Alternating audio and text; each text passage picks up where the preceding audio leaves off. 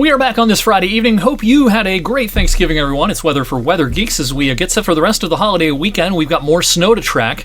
In fact, 2 snow events to track from the weekend into the first half of next week, neither of which looks like any sort of huge blockbuster storm, but it will be of note and it will be impactful for some places, especially that kind of midweek system. We'll talk all about that in this video. Let's first recap where we've been. Of course, it's been a blustery and snowy Thanksgiving and Black Friday as of the issuance of the daily climate report, which was at about 5:30 this evening. We had 1 inch officially at the airport on Thanksgiving. 2.6 was the number as of the 5 o'clock hour this evening, bringing our total for the storm, the lake effect situation, up to 3.6 at the airport. But of course, that's just one spot. And while the airport is oftentimes one of our snowier spots, the big winners, if you will, were out to the west in Trumbull County. We'll show you a map in just a second. But that 1 inch at the Youngstown Warren Airport on Thanksgiving made it a tie for the 5th snowiest Thanksgiving on record. By the way, this is the 20th anniversary of the snowiest Thanksgiving on record, which occurred back in 2005. But 1 inch on Thanksgiving Day here in 2025 ties us with 1967. That year also featured an inch. But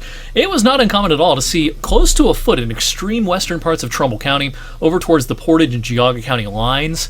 Southington, one of the communities that was hit pretty hard, down to Newton Falls, they did pretty well there. Once you got from Warren on east, amounts have definitely been more modest, enough to certainly coat the ground and shovel and plow and cause all sorts of travel difficulties, but amounts quite a bit lower once you head down 422 closer to Niles, and then eventually, of course, into Youngstown as well. Now, over in Mercer County, we did pretty well with some of that lake effect, especially last night and this morning.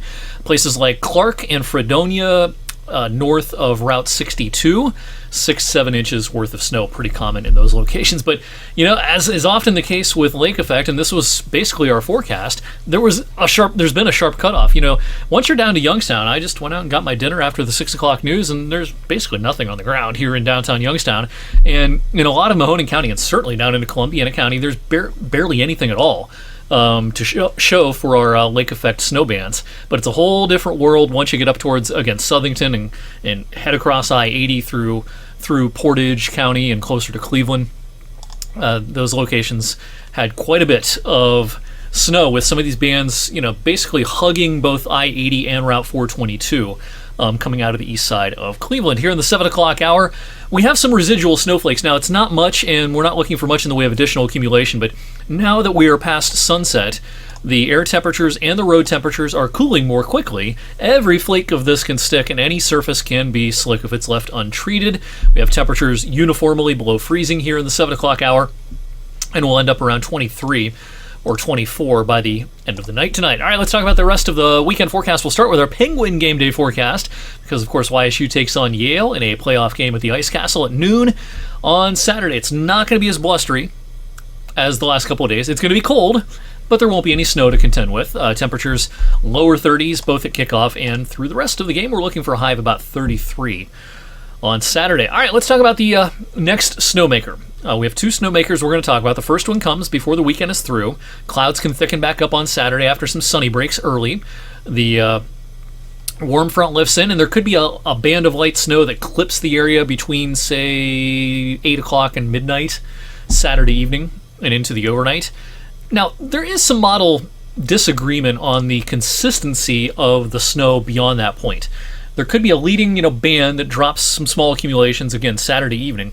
Into the overnight, this model has, pretty good wall of snow pushing through. Other modeling, it's much more intermittent or scattered. And of course, those models that show the more intermittent or scattered nature of the snow don't have very much in the way of accumulation. But under the assumption at this point that we see some sort of semi-steady snow for a time, overnight Saturday night, first thing Sunday morning, there could be enough to measure, certainly. Now, this probably even changes over to rain after daybreak Sunday morning as the precipitation ends, with a little lake effect, a possibility then, not during the afternoon Sunday, but especially Sunday evening into the overnight. We could see some bonus, light accumulations, especially in Trumbull and Mercer. Otherwise, maybe a flurry or two.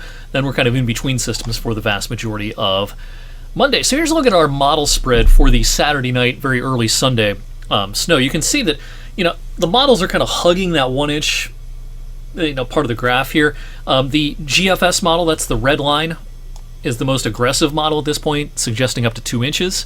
But the majority of the modeling is somewhere in here, slushy inch and a half, something like that. I think that's generally about the right idea. I'd put it at about a 70% chance that we end up in that range from this Saturday night. Snow, some of us may have a little less than an inch, but the chances of getting more than 2 inches at this point appear to be pretty low, especially if the snow ends up being pretty intermittent or scattered. Now, as we head towards midweek, this next system is more of a Central PA, upstate New York special, kind of a mid-Atlantic special. Will be kind of on the northern fringes, but maybe close enough that there can be some impacts in eastern Ohio and perhaps especially into western Pennsylvania.